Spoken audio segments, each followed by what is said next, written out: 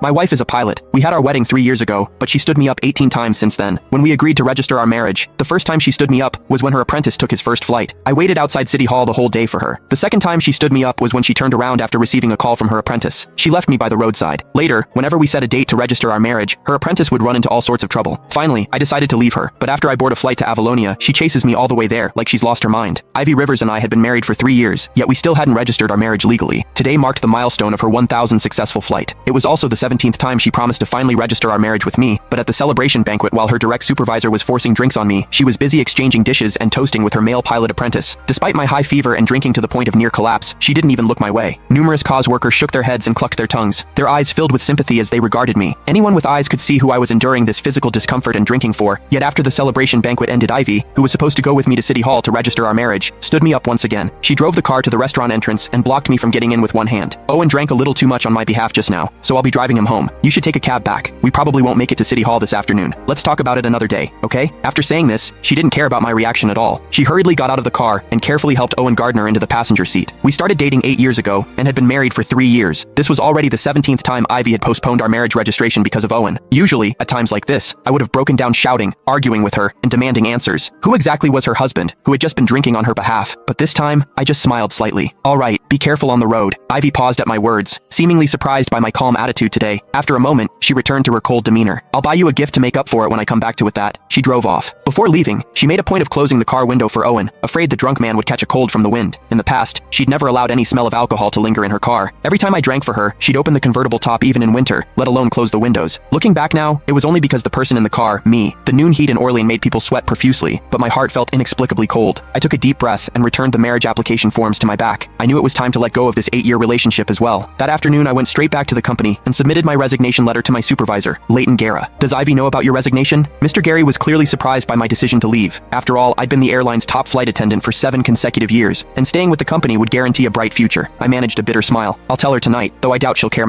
These past few years you two flew new routes to get together, and won company awards together. The CEO even attended your wedding personally 3 years ago. Everyone was so envious, but I suppose Mr. Guerra trailed off with a long sigh, his voice full of regret. Yes, those were indeed beautiful memories, but memories were just memories. We could never go back. After submitting my resignation, I returned home around 10 p.m. The house was eerily quiet and empty. On my phone, a social media post from Owen popped up because he'd specifically tagged me. The caption read, "Special, thanks to my beautiful mentor for staying by my side all afternoon as a thank you. I'm taking her to Marcus Vay's concert tomorrow. Looking forward to it." I knew then that Ivy, who'd said she'd come home at noon, wouldn't be returning. This had happened too many times in our 3 years of marriage. After making myself a simple bowl of instant noodles, I opened my email looking at the job offers from over 10 airlines across different countries. My cursor landed on the one from Meridian Airways in